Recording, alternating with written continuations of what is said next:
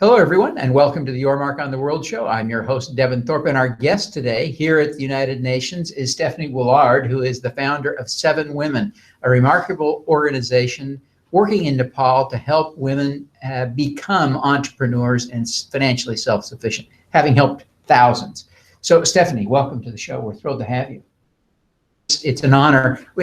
Stephanie, you are receiving an award from Rotary today. The award is the Responsible Business Award, right? Yeah. That's really quite remarkable. Now, you started 7 Women as a very young woman. Tell us the story of how 7 Women got started. Sure. After high school, I went to Nepal on a volunteering trip, as many people do, and then went back as a leader for groups of architects that were going from Melbourne to Nepal with Duke of Edinburgh organisation. And it was not until I went back as a leader that I really got interested in effective aid and how people give aid and try to help people in the third world countries. Because as a leader, watching the group having made their designs in Australia and not having ever been to Nepal, it was quite difficult having them really attached to it and having to be very flexible in a developing country like Nepal. So the group went back and I stayed on for a few weeks, and I was really grateful for that experience and reflection, because when I met 7 women then in the backstreets of Kathmandu who were living in a tin shed, as I was walking one day, I had that same desire to kind of help and do something, but I had the experience of reflecting on what is effective aid. And I realised that the best way I could help these women was to pay for trainers to come and train them in skills that would help build their skills, because that's something that can't be taken away from them and they can earn money from that in future. So I want to just get in your head, get in that experience. You're wandering the streets of Kathmandu, 7 women in a tin shed, and you say, I'm going to adopt you. How did you communicate with them? Yeah, so I first met the women through a friend, actually, who said that there are these women who are living in a tin shed, and one of the women has kind of gathered the 6 other together. She's disabled and they're all disabled, and do you want to go and see if we can make a difference? So I went there and I heard the women's stories, and I remember asking the women, what would you do if you had money? What would you like to do in the future? And the one of the women spoke broken English, so that was how I was able to communicate initially. And all of the women said that they would love to help women in their remote villages that they'd come from that were in worse positions than them. So that really inspired me, because they were in worse positions than living in a tin shack in Kathmandu. Yes, okay. And that really inspired me, because it confirmed everything I'd learned at university. It's, studying international development, that women, once they've had a hand up themselves, and I thought, imagine if I could assist these women, in the beginning, imagine what an impact they can have in their communities. So you had $200 to your name. You spent the $200 on trainers. What were the trainers training them? Actually, the trainers were training them in knitting, because we had to work out if the women already had basic skills in knitting, because a lot of them do it in their villages in winter months. They make blankets and scarves and things like that for their families. So we thought we'd build on what they already had and hire a few trainers. Also, we had to think about what are the ready materials that are readily available in the local market that can be accessed again and again once they've been trained. So knitting was the first thing that we trained the women in. And you said in kind of our pre-interview discussion, you mentioned that the women illiterate and as a result had difficulties with some of the basic things like measuring. I mean, I'm imagining you sending a request for a particular size piece and it comes back the wrong size because they can't measure it. Is that what was going on? Yeah, so it was basically like trying to start a business but build it from the ground up. So from the very ground. From the very ground. Maybe from a hole dug in the earth. Yeah, compared to what most businesses. It was a very steep learning curve in the beginning, because I thought training they would be able to make products, but we realised that actually they were illiterate and they couldn't measure products, which ended up in all sorts of results, such as products that were different sizes and different colours, and they couldn't even count. I mean, is what? Yeah, well, and that's something that obviously women would not be able to count if they're illiterate, and that's something that in the Western world, when we're automatically educated, I've never even thought of that. So then we had to kind of take a step back and go, wow, okay, we introduced literacy programs. So then we got some trainers to teach them in basic numbers, and just being able to, in the villages that we work in now in remote Nepal, women don't even know their names, which is just hard to fathom for us. They don't even know what their names are because they've never been taught, or they don't even know how to say, this is my village name is. So it's really, really basics in the remote areas of Nepal. I had no idea. I mean, I've been to the remote villages in Nepal and didn't appreciate. I didn't talk to many of the women, certainly none of the old women. Some of the young girls I could talk to, they spoke a little bit of English. But that's not a representative sample necessarily. And especially disabled women, because one of the women in one of your videos said that the disabled women face a really hard cultural context because of the Hindu beliefs around disability, that there was sort of bad karma. You did something bad in a prior life.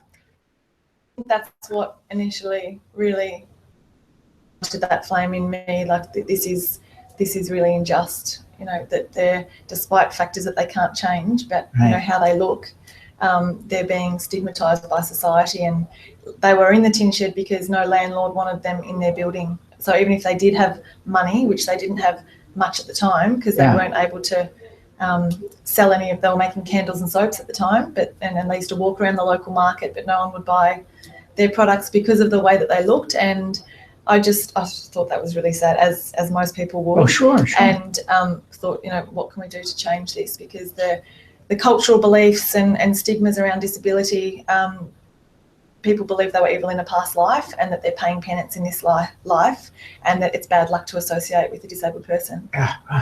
So painful. Now, your program has grown and expanded. We call it 7 Women. That's what you call it. That's what everyone calls it. But it's not just 7 women anymore. 1,000 have been through the program. Thousands more have benefited. Tell us about how it scaled up. The 7 Women, it took a very long time, probably about 3 years before, in that 3 years, it was like, is it going to work? Is it not going to work? It's really taking a long time. The products are being sent back and they're damaged, or they're half done. So it was, for that 3 years, it was quite difficult to even viable income from so to keep generating income in Australia, with the volunteers that I'd collected and inspired, but without products that are sellable, it was quite challenging. The bargain bin on our market stalls was getting bigger and bigger every time we had a cargo load. So, but we stuck at it and persisted, and we got better trainers, and I started designing products that were a better match with the Western market, and we gradually made it, and people started buying products, and then once they reached an even better standard, we were able to wholesale to shops. So we now wholesale our products to 120 shops around Australia, and that's a really consistent, sustainable income for us.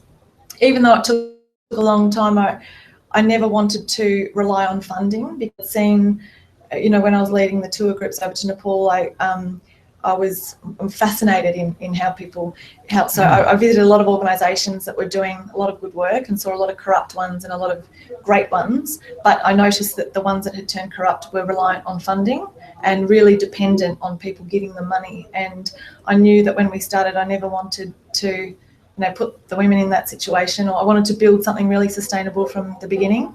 So we did that, and after 3 years we started building and building, and I'd say after 6 years we then started funding our own entirely. So we're now at the 10-year mark, very sustainable in what we do, and we've shifted everything to Nepal. So the income is now being earned in Nepal, and over the next 12 months we'll start slowly not selling as many products, only keeping a few.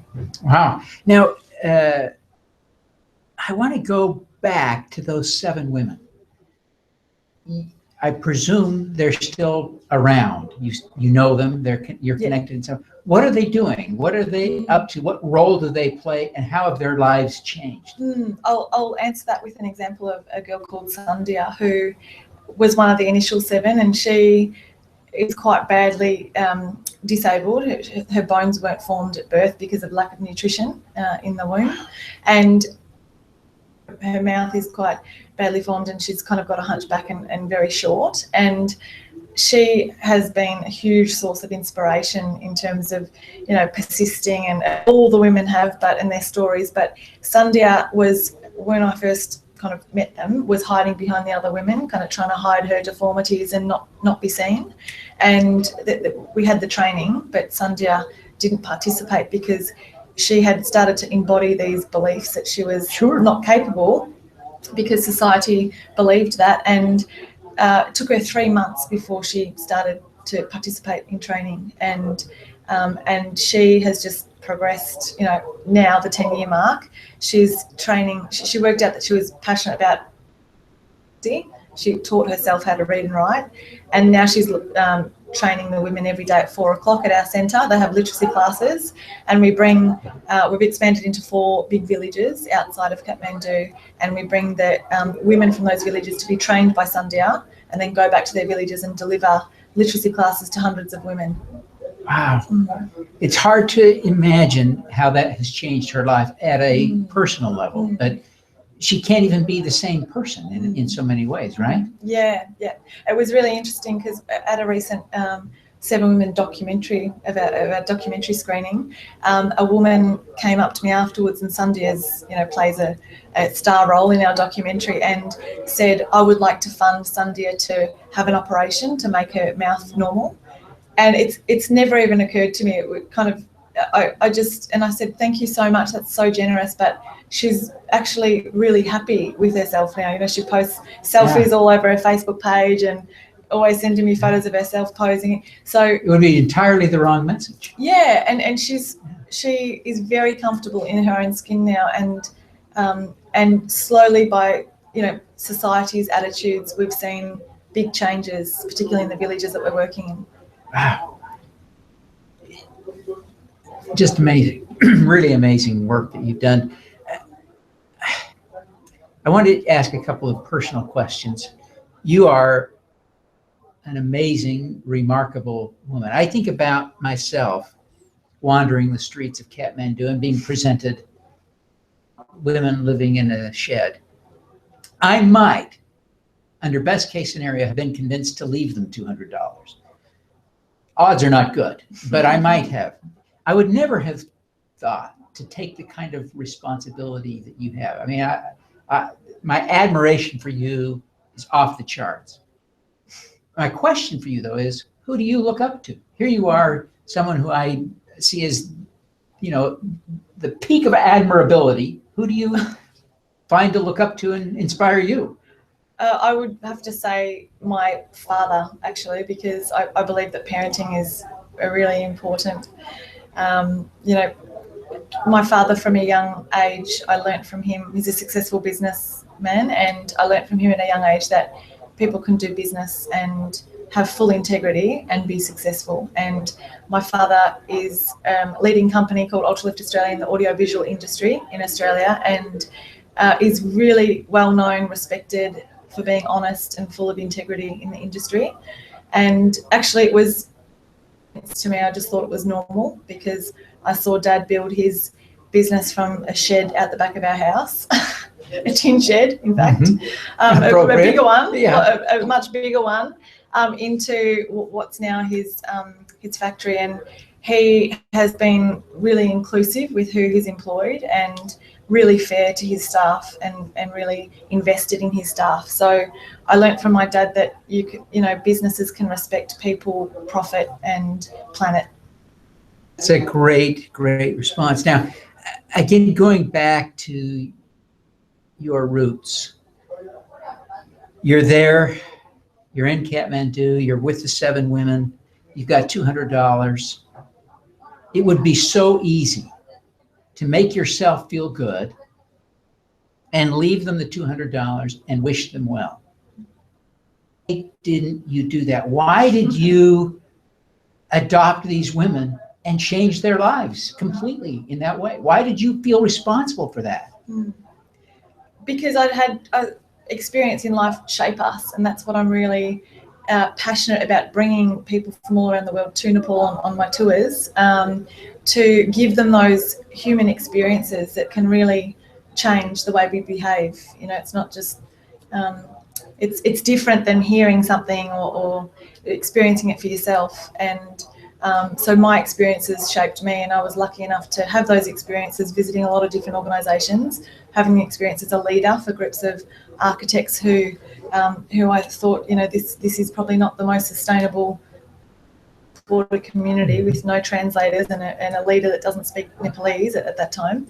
And so I'd had that experience, and I would like for 7 women, you know, people to take inspiration from 7 women, not just to see it as working in Nepali villages, or not just, we do cooking classes for tourists, not just for tourists to come do a cooking class and go home with a warm fuzzy feeling.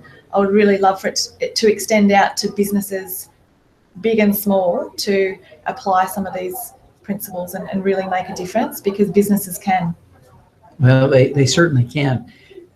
Well, you do amaze and inspire me. I want to ask now, we ask all of our guests for what we call an impact hack, a tip that would help us to do more good in the world. And I can't think of anyone better to get an impact hack from. What's yours?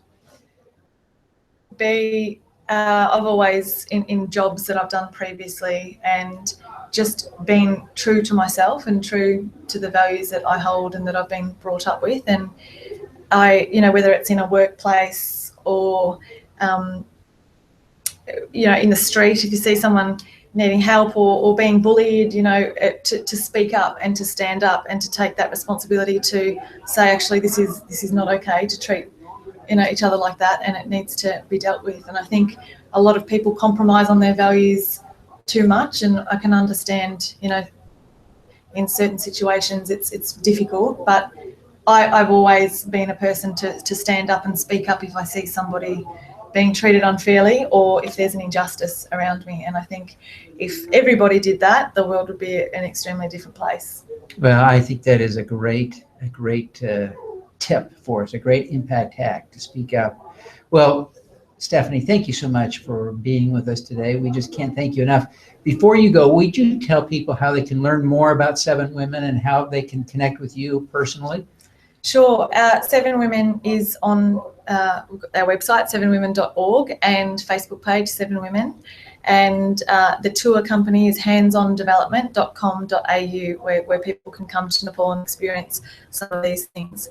We've had, it hasn't just been me, it was me in the very beginning and the women, but we've had huge amounts of support from my family, obviously, and the many volunteers that have donated their time and skills. And Rotary has been an amazing support as well in the life and growth of 7 Women, because Rotary has an incredible network globally of people who are business professionals and have diverse skills that they can, and the will and the values that they want to give back and serve above self. So I'm really grateful for our partnerships with Rotary. Well, fantastic. Stephanie, thank you very much for being with us today. We just really can't thank you enough, and congratulate you on your award and all the great things that you're doing. Thank you. Thanks. All righty, let's do some good. I'll turn this off.